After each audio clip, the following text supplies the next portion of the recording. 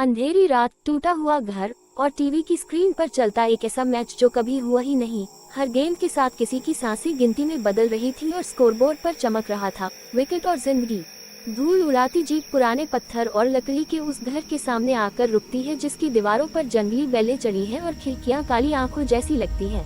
आस्था सबसे पहले उतरती है, उसके पीछे कल्पना जो फोन में नेटवर्क ढूंढ रही है और पीयूष जिसने चमकीली पीली क्रिकेट जर्सी पहन रखी है और कंधे पर बड़ा बैग टांगा है।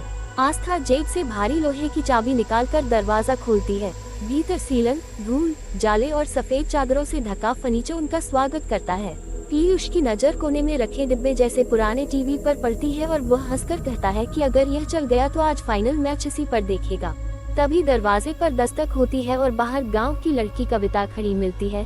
कांपते हाथों से फल देती है और डरते हुए कहती है कि आज रात घर के अंदर रहना, खासकर अगर टीवी चलाओ तो सावधान रहना क्योंकि यहाँ का टीवी वही दिखाता है जो वह दिखाना चाहता है। ये कहकर वह जल्दी से चली जाती है।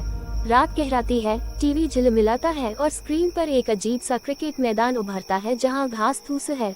खिलाड़ियों की जर्सी पर कोई नाम नहीं और दर्शक पत्थर जैसे शांत हैं। तभी स्कोरबोर्ड पर लिखा आता है विकेट्स और जिंदगी। पहली गेंद पर बल्लेबाज चूकता है और स्टंप उड़ते हैं। उसी पल किचन से जोरदार आवाज आती है। मिट्टी का घड़ा टूटा पड़ा है और उसके बीच एक गंदी पुरानी क्रिकेट बॉल पड़ी है। बाहर पूरा गांव सन्नाटा है। तभी कविता रोती हुई आती है और बताती है कि जैसे ही टीवी पर विकेट गिरा उसके चाचा आंगन में गिर पड़े।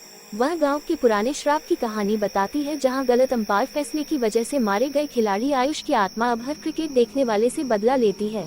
अंदर टीवी की आवाज तेज होती है, स्क्रीन हरी चमकने लगती है और स्कोरबोर्ड बदल कर दिखाता है नेक्स्ट टारगेट हाउस नंबर 4। आस्था दरवाजे पर लगा नंबर देखती है 4। पीयूष तार निकाल देता है पर टीवी बंद नहीं होता। कमरा बर्फ जैसा ठंडा हो जाता है और गेंदबाज के कदमों की आवाज फर्श पर हथौड़े जैसी गूंजती है। आस्था को दादाजी की डायरी मिलती है जिसमें लिखा है कि खेल तभी रुकेगा जब अंपायर अपना फैसला बदले। पीयूष बैट से टीवी तोड़ने जाता है लेकिन उसका हाथ हवा में रुक जाता है जैसे किसी ने पकड़ लिया हो। आस्था बैट छीनकर टीवी के सामने खड़ी हो जाती है और जोर से कहती है कि वह अंपायर की वारिस है और यह नो बॉल है, खेल खत्म। स्क्रीन पर गेंदबाज रुकता है, उसका चेहरा खोपड़ी में बदल जाता है, लाल आंखें चमकती है, कमरा हिलता है, तेज रोशनी फैलती है और फिर सब शांत हो जाता है। टीवी काला पड़ जाता है और ठंड गायब हो जाती है। सुबह होते ही तीनों जल्दी से सामान जीप में रखते हैं और गांव छोड़ देते हैं। रास्ते में पीयूष टैबलेट पर खबर देखता है कि खराब मौसम के कारण फाइनल मैच हुआ ही नहीं था। तीनों हैरान रह जाते हैं कि फिर उन्होंने क्या देखा।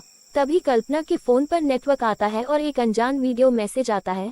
वो प्ले करती है तो वीडियो में उनकी अपनी जीप के अंदर का दृश्य दिखता है जैसे कोई पीछे से रिकॉर्ड कर रहा हो। धीमी कमेंट्री की आवाज आती है, अगला ओवर अभी बाकी है, और वीडियो में पीछे वाली सीट से एक हड्डी जैसा हाथ धीरे धीरे ऊपर उठता है जिसके अंदर वही पुरानी क्रिकेट बॉल है। कल्पना डरते हुए पीछे मुड़ने लगती है। तभी असली जीप के अंदर भी उसे पीछे से हल्की सी सरसराहट सुनाई देती है। आस्था तुरंत गाड़ी रुकवाती है और तीनों हिम्मत करके पीछे देखते हैं तो सीट खाली मिलती है लेकिन सीट पर गीली मिट्टी के निशान और एक गोल गड्ढा बना होता है जैसे वहां अभी अभी कोई भारी चीज रखी गई हो।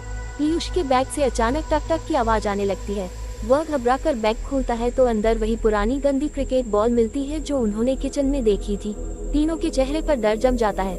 पीयूष कांपते हाथों से बॉल बाहर फेंक देता है लेकिन वह सड़क पर गिरकर खुद ब खुद जीप की तरफ लुढ़कने लगती है। आस्था तेजी से गाड़ी आगे बढ़ा देती है।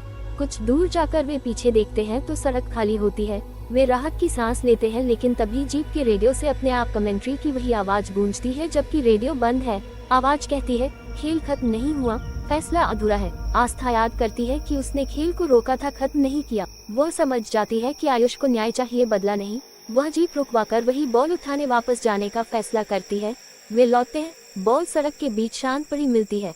आस्था उसे हाथ में लेकर आंखें बंद करती है और कहती है कि गलत फैसला इंसानों ने किया था, अब फैसला सही होगा। वह बॉल को पास के तालाब में फेंक देती है। पानी में गिरते ही एक ठंडी हवा का झोंका आता है और सब कुछ शांत हो जाता है। रेडियो बंद हो जाता है, फोन की स्क्रीन सामान्य हो जाती है। तीनों बिना कुछ बोले जीप में बैठते हैं और आगे बढ़ जाते हैं। इस बार रास्ता साफ है, सूरज की रोशनी सामान्य लगती है और किसी भी स्क्रीन पर कोई अजीब परछाई नहीं दिखती। लेकिन जाते जाते कल्पना धीरे से कहती है कि अब वह जिंदगी में कभी क्रिकेट मैच नहीं देखेगी और पीयूष अपनी पीली जर्सी बैग के सबसे नीचे दबा देता है। अगर आपको ऐसी रहस्यमयी और डरावनी कहानियाँ पसंद हैं तो हमारे YouTube चैनल को जरूर सब्सक्राइब करें।